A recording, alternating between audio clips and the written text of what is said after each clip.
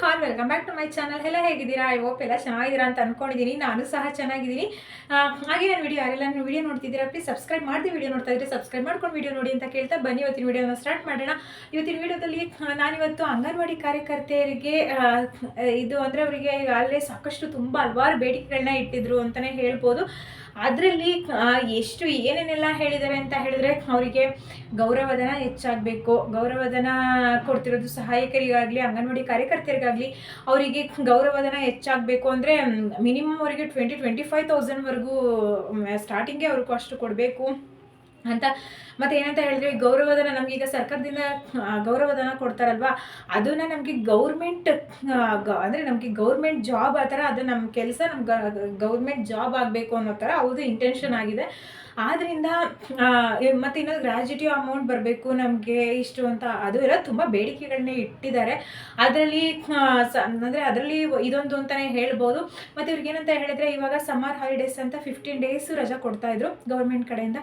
But ಇವಾಗ ಏನಂತ ಆಗಿದೆ ಅಂದರೆ, ಇವ್ರೇನು ಬೇಡಿಕೆ ಇಟ್ಟಿದ್ದಾರೆ ಅಂಗನವಾಡಿ ಕಾರ್ಯಕರ್ತರು ಅಂತ ಹೇಳಿದ್ರೆ, ನಮಗೆ 1 ತಿಂಗಳು ಸಮ್ಮರ್ ಹಾಲಿಡೇಸ್ ಬೇಕಂತ, ಅಂದರೆ ಬೇಸಿಗೆ ರಜಾ ಕೊಡಬೇಕಂತ ಅದನ್ನು ಹೋರಾಟ ಮಾಡಿದ್ದಾರೆ.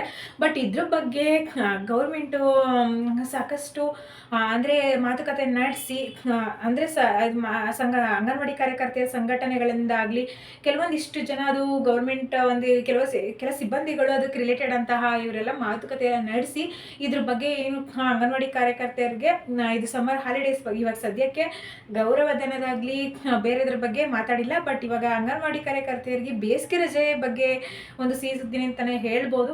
ಅದು ಅಂದರೆ ಕೆಲವೇ ದಿನಗಳಲ್ಲಿ ಇದ್ರ ಬಗ್ಗೆ ಮಾತುಕತೆ ನಡೀತಿದೆ. ಇದ್ರ ಬಗ್ಗೆ ಮಾತುಕತೆ ನಡೆದು ಕೆಲವೇ ದಿನಗಳಲ್ಲಿ 1 ತಿಂಗಳಿಗೆ ಬೇಸಿಗೆ ರಜೆನ 1 ತಿಂಗಳಿಗೆ ಮಾಡ್ತಾರೆ ಅಂತಲೇ ಹೇಳ್ಬೋದು. ಅದಕ್ಕೆ ವೇಟ್ ಮಾಡ್ತಿರೋಣ. ಅವರು ಇದ್ರ ಬಗ್ಗೆ ಚರ್ಚೆ ನಡೀತಾ ಇದೆ. ಇದಕ್ಕೊಂದು ಏನು ಡಿಸಿಷನ್ ತಗೋತಾರೆ ಅಂತ ನೋಡೋಣ. ಅದ್ರ ಬಗ್ಗೆ ಇದು ವಿಡಿಯೋ ತಿಳಿಸ್ಕೊಡ್ತಾ ಇರೋದು. ಹಾಗೆ ನೀವು ನೋಡಿರೋ ಹಾಗೆ ಗುಜರಾತಲ್ಲಿ ಗುಜರಾತ್ ಇದೆ ಅಂಗನವಾಡಿ ಕಾರ್ಯಕರ್ತೆಯರಿಗೆಲ್ಲ ತುಂಬ, ಅಲ್ಲಿನ ಅಂಗನವಾಡಿ ಕಾರ್ಯಕರ್ತೆಯರಿಗೆ ಗೌರವಧನ ಹೆಚ್ಚಳ ಆಗಿದೆ, ಜಾಸ್ತಿ ಆಗಿದೆ. ಸಹಾಯಕರಿಗೆ ಆಗಲಿ ಅಂಗನವಾಡಿ ಕಾರ್ಯಕರ್ತೆಯರಿಗೆ ಜಾಸ್ತಿ ಆಗಿದೆ. ಅದರಂತೆ ನಿಮಗೂ ಸಹ ಆಗ್ಬೋದು. ಇದರಂತೆ ಸಾಕಷ್ಟು ಮಾತುಕತೆಗಳು ನಡೆದ ನಂತರ ಇದ್ರ ಬಗ್ಗೆ ಅದು ಒಂದೊಂದೇ ಅವರು ಎಲ್ಲನ ಅಟ್ ಎ ಟೈಮು ನಿಮಗೆ ಮಾಡೋಕ್ಕಾಗೋದಿಲ್ಲ. ಎಲ್ಲ ಗ್ರ್ಯಾಜುಟಿ ಬಗ್ಗೆ ಆಗಲಿ, ಗೌರವಧನ ಹೆಚ್ಚಳ ಆಗಲಿ, ನಿಮಗೆ ಸಮ್ಮರ್ ಹಾಲಿಡೇಸ್, ಇದು ಬೇಸಿಗೆ ರಜೆ ಎಲ್ಲನೂ ಒಟ್ಟು ಟೈಮ್ ಅವ್ರಿಗೆ ಕೊಡೋಕ್ಕಾಗೋಲ್ಲ ಅಲ್ಲ.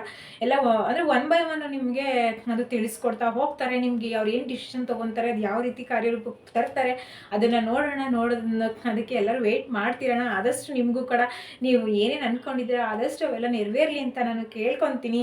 ಹಾಗೆ ಇನ್ನೇನು ನೋಡೋಣ ಇದ್ರ ಬಗ್ಗೆ, ಬೇಸಿಗೆ ರಜದ ಬಗ್ಗೆ 1 ಮಂತ್ ನಿಮಗೆ ರಜಾ ಕೊಡ್ತಾರೆ. ಇದ್ರ ಬಗ್ಗೆ ಅವರು ಎಕ್ಸ್ಟೆನ್ಷನ್ ಮಾಡ್ತಾರೆ ಅನಿಸುತ್ತೆ. 15 ದಿನಕ್ಕಿಂತ 30 ಡೇಸ್ವರೆಗೂ ನಿಮ್ಮ ಬೇಸಿಗೆ ರಜೆನ ಎಕ್ಸ್ಟೆನ್ಷನ್ ಮಾಡ್ತಾರೆ. ಆದಷ್ಟು ನೀವೆಲ್ಲ ಖುಷಿಯಾಗಿರಿ, ನಿಮಗೂ ಒಂದಿನ ಒಳ್ಳೆ ದಿನ ಬರುತ್ತೆ ಅಂತ ಕೇಳ್ತಾ, ನನ್ನ ವಿಡಿಯೋ ಇಷ್ಟ ಆದರೆ ಪ್ಲೀಸ್ ಒಂದು ಪುಟ್ಟದೊಂದು ಲೈಕ್ ಕೊಡೋದನ್ನು ಮರಿಬೇಡಿ. ಹಾಗೆ ಶೇರ್ ಮಾಡಿ, ನಿಮ್ಮ ಫ್ರೆಂಡ್ಸ್ಗೆಲ್ಲ ಶೇರ್ ಮಾಡಿ ಅಂತ ಕೇಳ್ತಾ, ಸಬ್ಸ್ಕ್ರೈಬ್ ಮಾಡದೆ ನೋಡ್ತಾ ಇದ್ರೆ ಸಬ್ಸ್ಕ್ರೈಬ್ ಮಾಡ್ಕೊಳ್ಳಿ. ನಿಮ್ಮ ಮುಂದೊಂದಿನ ಹಿಂದೆ ಈ ಥರ ಇನ್ಫಾರ್ಮೇಟಿವ್ ವಿಡಿಯೋಸ್ ನಿಮಗೆ ಬೇಕಂದರೆ ನೀವು ಸಬ್ಸ್ಕ್ರೈಬ್ ಮಾಡಿಕೊಂಡ್ರೆ ನನ್ನ ವಿಡಿಯೋ ನಿಮಗೆ ರೀಚ್ ಆಗುತ್ತೆ ಅಂತ ಕೇಳ್ತಾ, ಇವತ್ತಿನ ವಿಡಿಯೋನ ಇಲ್ಲಿಗೆ ಎಂಡ್ ಮಾಡ್ತೀನಿ. Thank you for watching. Bye.